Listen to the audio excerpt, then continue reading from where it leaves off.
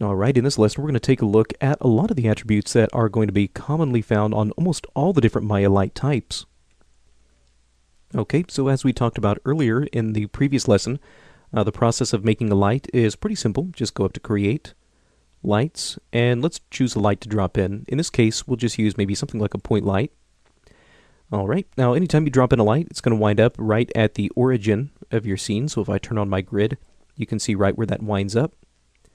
So we can go ahead and take this light, pull it up, and I'll go ahead and just turn my grid off for now. Okay, so here's our light source, and you can see at the moment we really don't see any sort of result, at least in the viewport.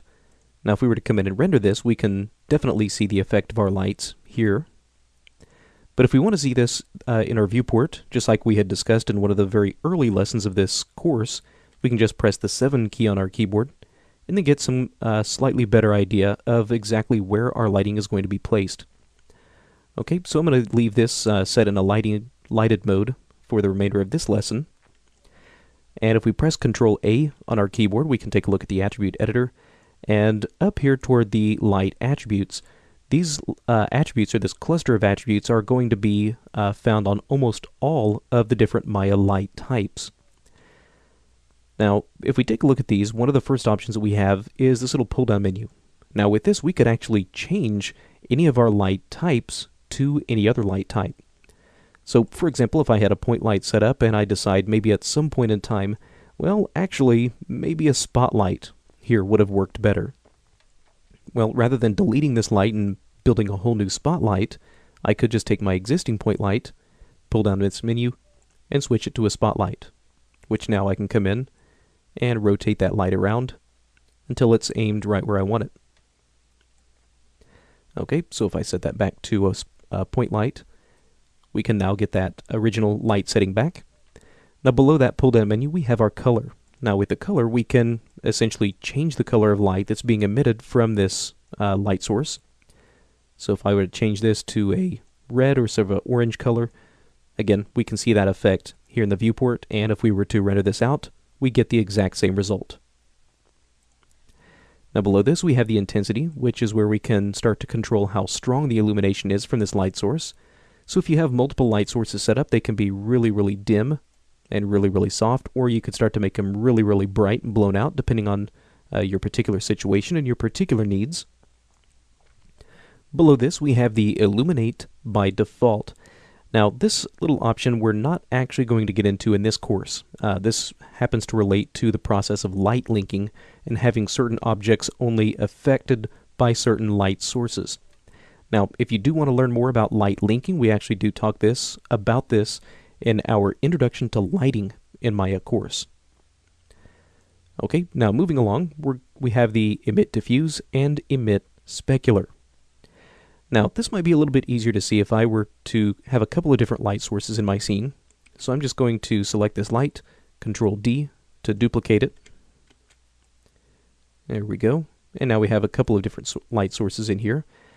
One of these I'll go ahead and leave at this orange color. The other one maybe I'll leave at a little bit of a blue. There we go. So most of the light sources in Maya consist of two major components. We have the diffuse lighting and we have the specular lighting. Now the diffuse lighting is the light that we actually see, the light that gets emitted from this object.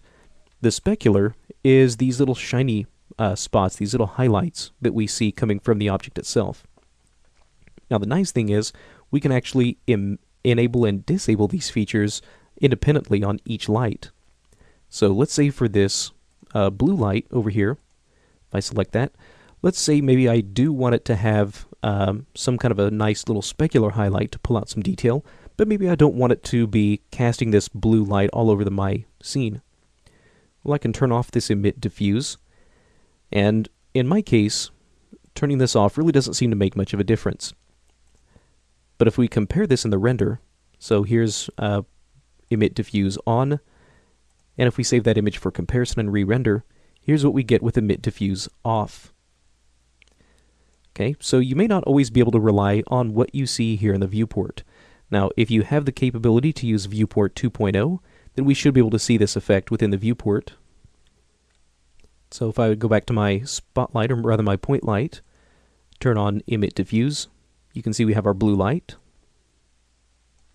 But if I disable it, you can see no longer any light being cast out from this object, but we can still see the little specular highlight that comes off of it. So we could actually flip this around if we wanted to. So if we did want to have, let's say, some nice blue surrounding illumination, but didn't want to have any sort of distracting highlights from this light, we can disable Emit Specular.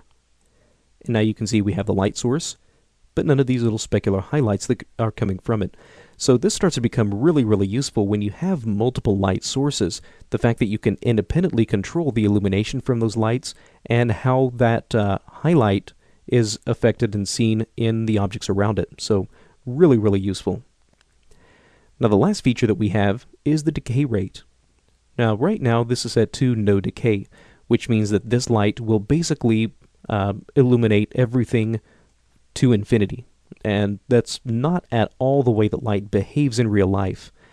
Typically light will start to get fainter and dimmer the further away you get from your light source. So with the decay rate, we have the ability to set this to something like a linear. Now in this case, once we set that to a linear, it looks like no illumination is happening. Well, there is still illumination, but a lot of times you'll have to get really close to your light source to start to see the effect of that light. And also, once you start to introduce some sort of a decay rate, you'll almost always have to come in and start to crank your light intensity way up. So now you can see this is behaving a little bit more realistically, where the closer we get to our light source, the stronger the illumination becomes. As we start to get further away, you can see our illumination starts to become softer and a little bit dimmer. Now, in the real world, a lot of the light that we see behaves in this quadratic way. So in this case, you can see the light actually falls off even faster.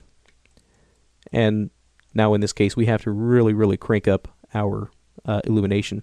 You can see that even though the normal intensity will usually have a slider maximum of maybe 10 or so, you could actually type in any value you want and overdrive these values. Another thing that you can do is, if you find that you run out of room for your slider, you can still use these text inputs or these input boxes as a slider as well. So if I press and hold the Control key on my keyboard, Control left click and drag with my mouse, you can see I'm actually sliding back and forth.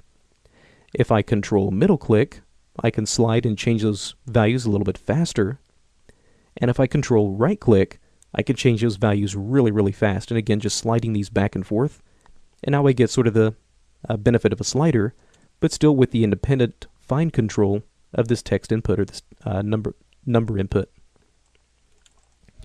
Okay, so back to the topic at hand. We sort of got a little sidetracked there.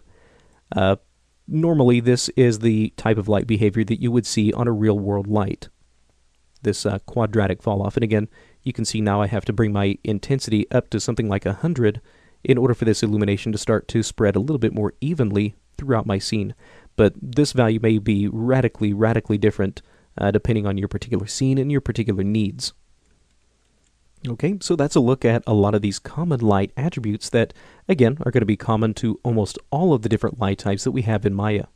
If you would like to learn a little bit more about some of the different light types, some of these attributes, and a few of these other features that we have not had a chance to talk about yet, then we actually do talk about these in a lot more detail in our Introduction to Lighting in Maya course.